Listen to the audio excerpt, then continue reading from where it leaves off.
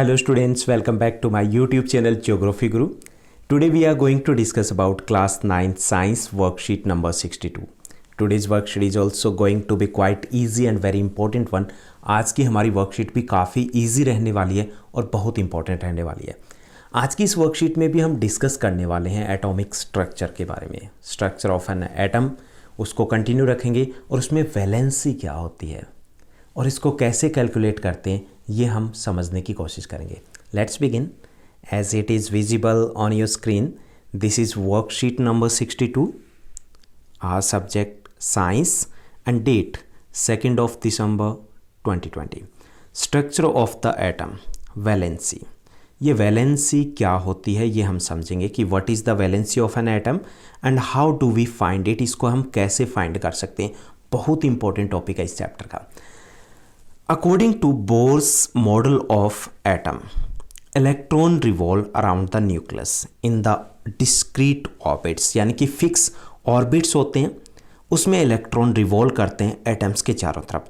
जैसा कि हम पहले पढ़ चुके हैं कि यहाँ न्यूक्लियस होता है और न्यूक्लियस के चारों तरफ ऑर्बिट होते हैं. ऑर्बिट 1, 2, 3, 4 जिनको हम बोल सकते हैं और उनमें क्या करते हैं, रिवॉल्व करते हैं. क्या इलेक्ट्रॉन रिवॉल्व करते हैं.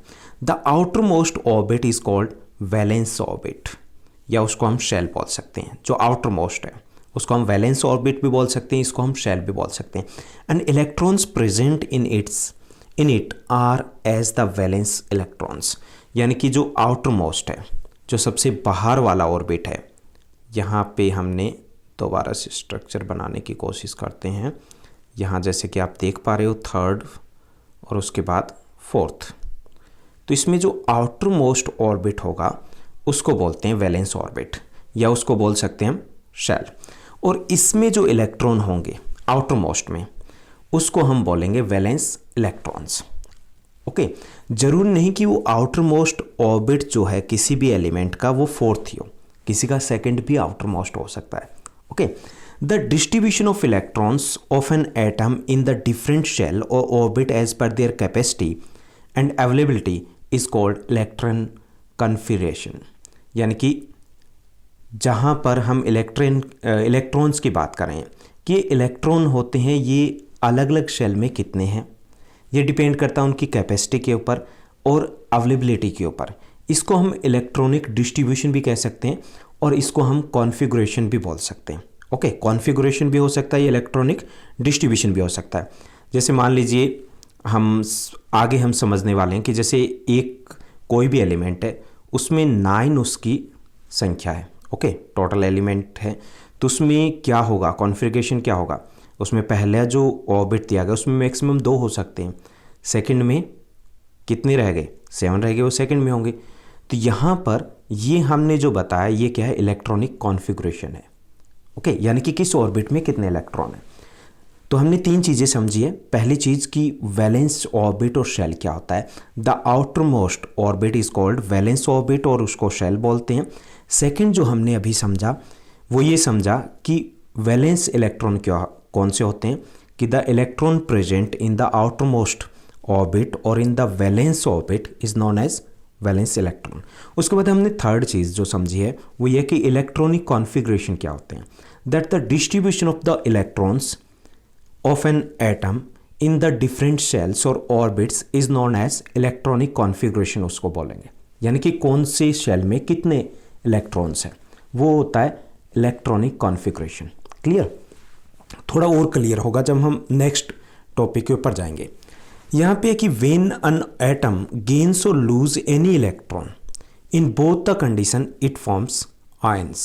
यानी कि कोई भी एटम है जब वो गेन करता है या लूज़ करता है किसी भी इलेक्ट्रॉन को तो वहाँ पर वो दोनों कंडीशन में आयंस बनते हैं.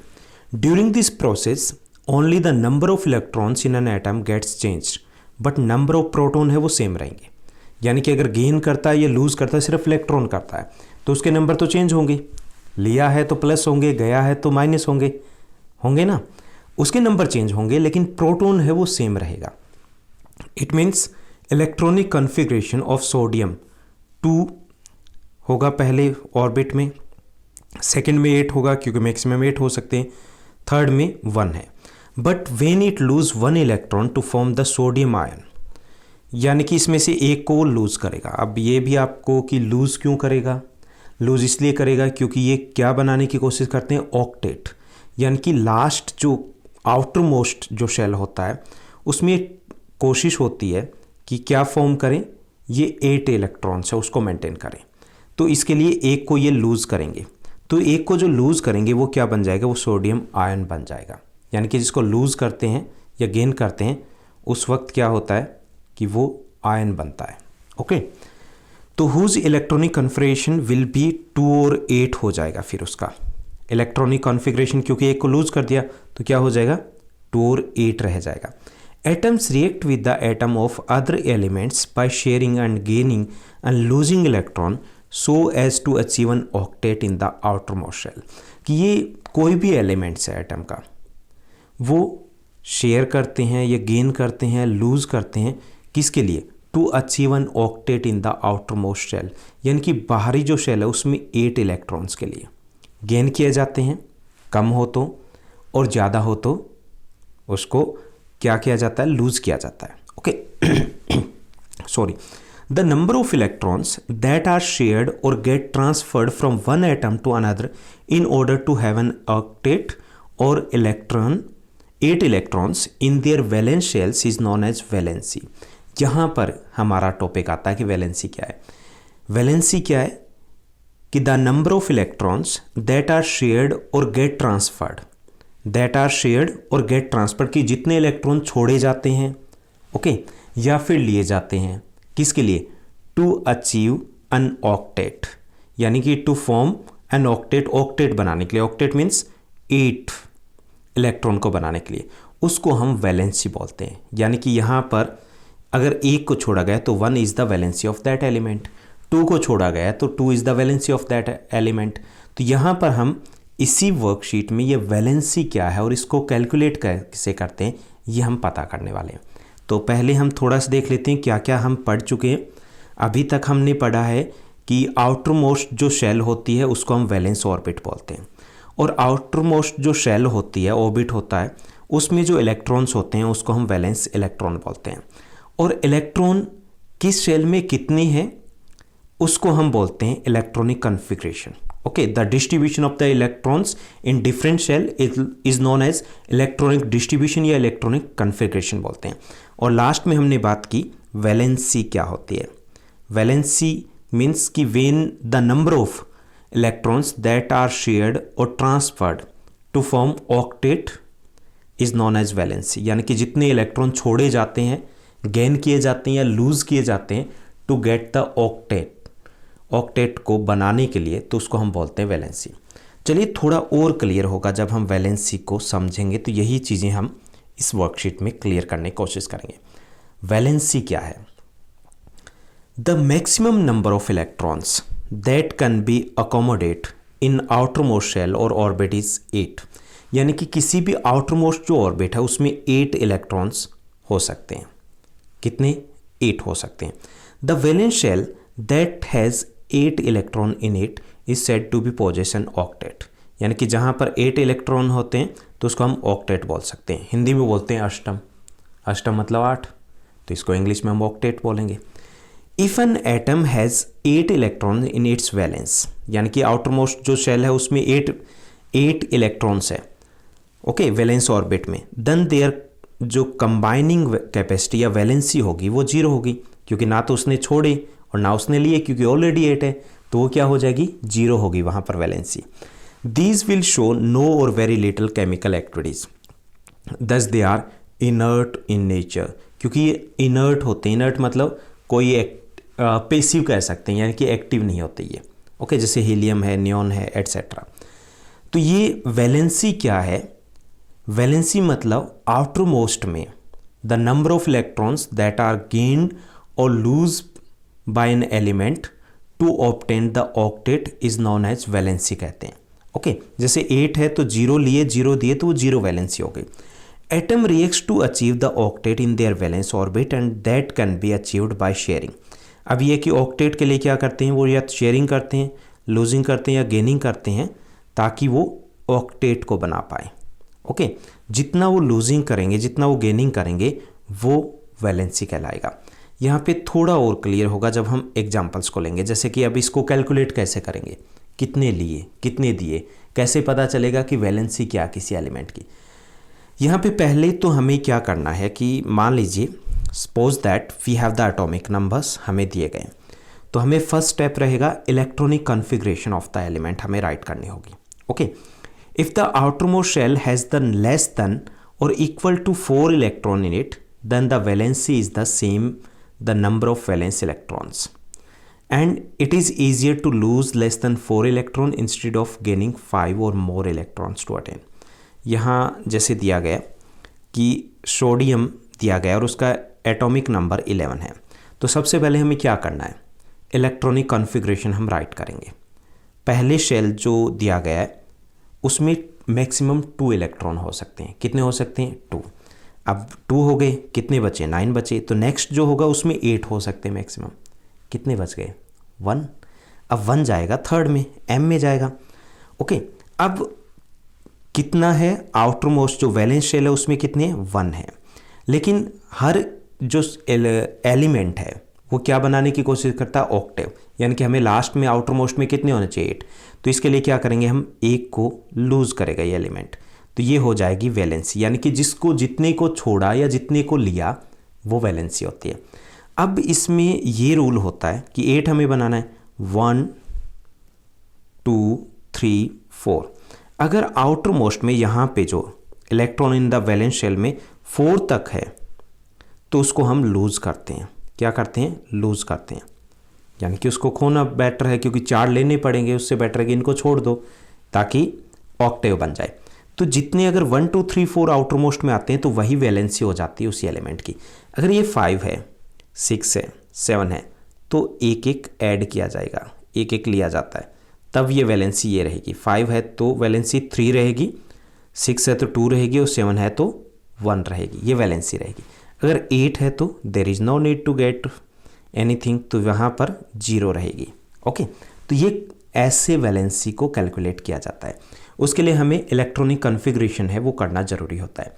जैसे मैग्नीशियम है, look at the magnesium, atomic number 12 हैं, तो फर्स्ट में कितने होंगे, 2 होंगे, सेकंड में एल में 8 होंगे मैक्सिमम, 2 हैं वो किस में जाएंगे, एम में जाएंगे 2।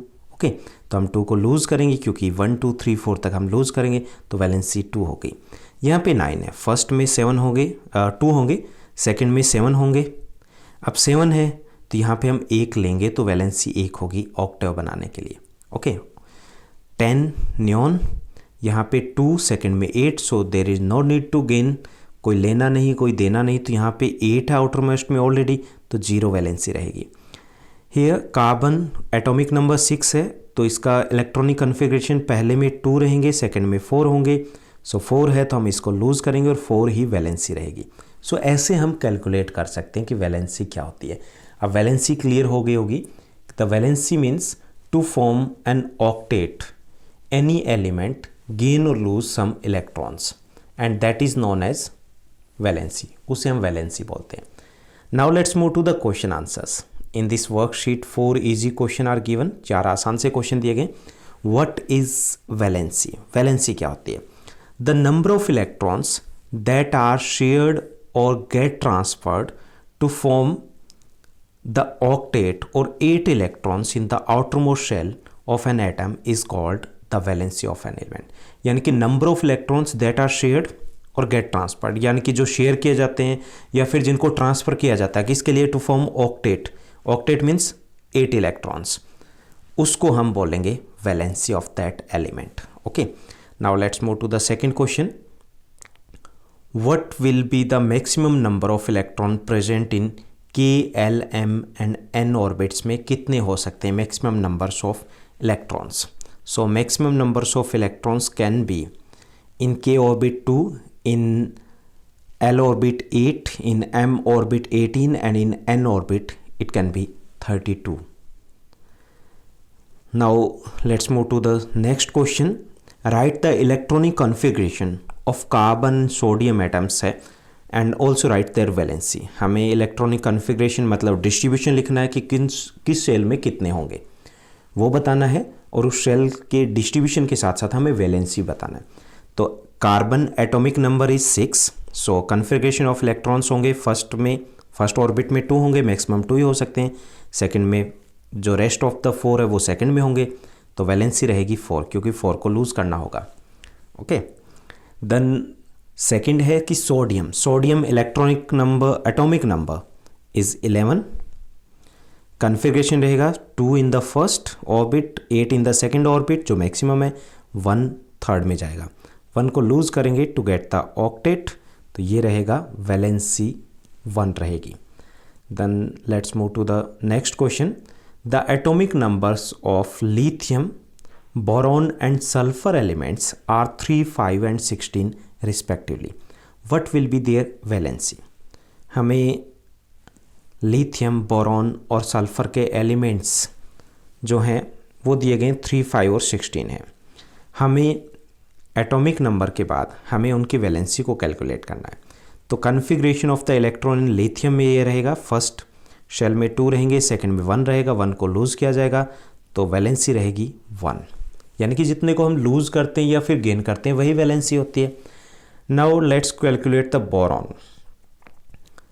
बोरॉन की configuration of electrons of boron रहेगा 2 फर्स्ट शेल में रहेंगे, और 3 जो रहेंगे वो रहेंगे सेकंड शेल में।